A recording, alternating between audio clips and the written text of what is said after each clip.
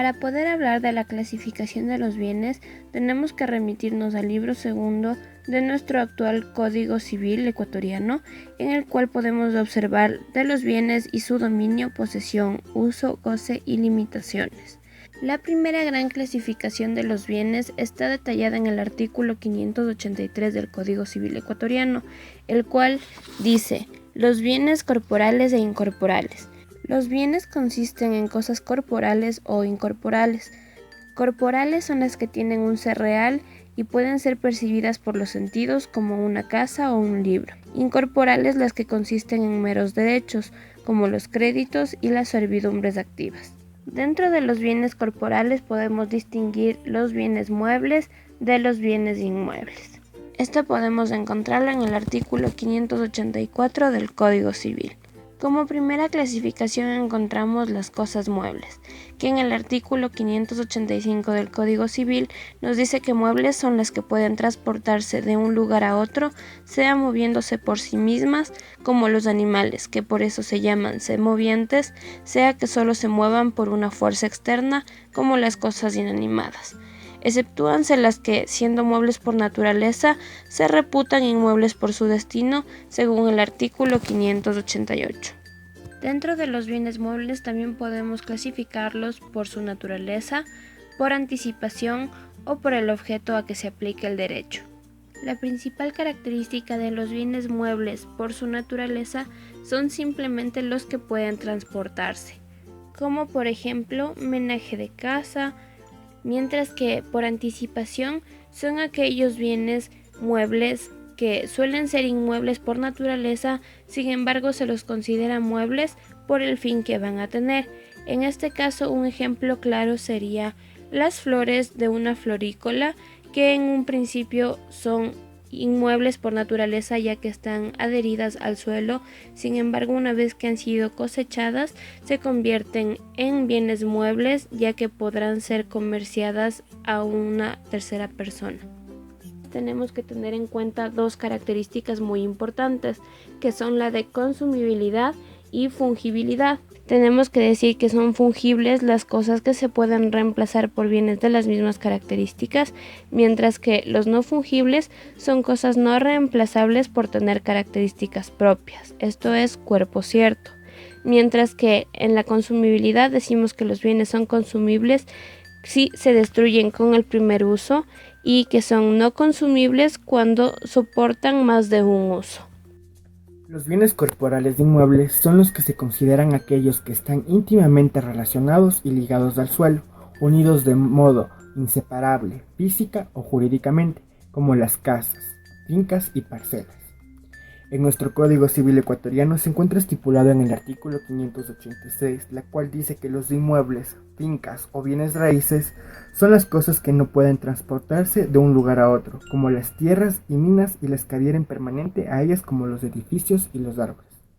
Y estos a su vez se dividen por su naturaleza, que son las fincas, los bienes raíces, los suelos y subsuelos. Por adherencia o incorporación, que se adhieren permanente al suelo, como los puentes, los edificios y las plantas. Y finalmente por destinación, que son los muebles que se tratan como inmuebles.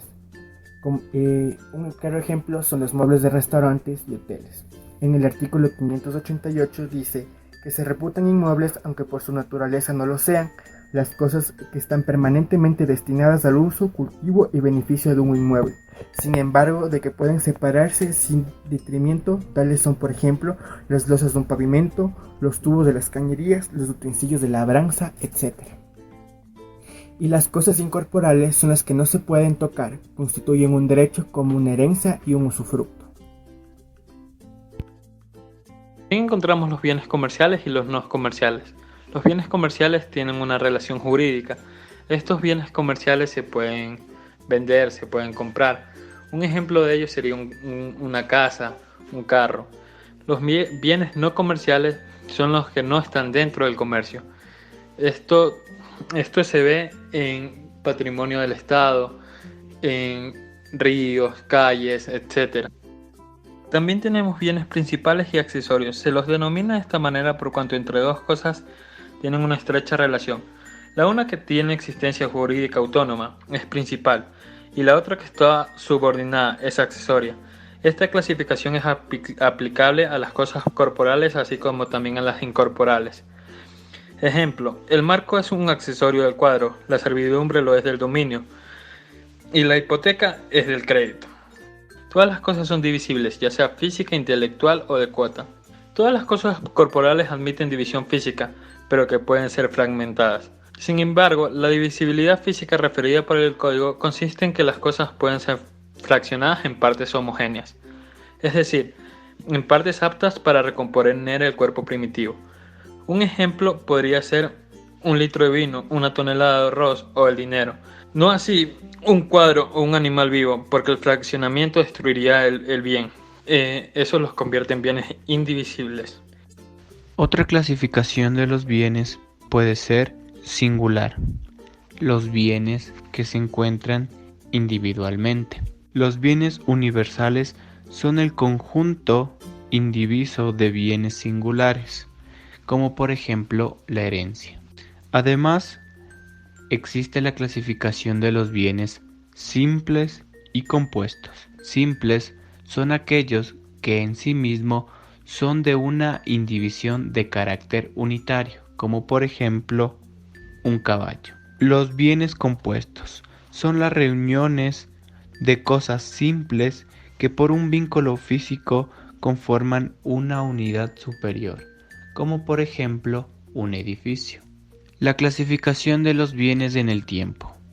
Pueden ser presentes o futuros. Presentes son los bienes que actualmente existen.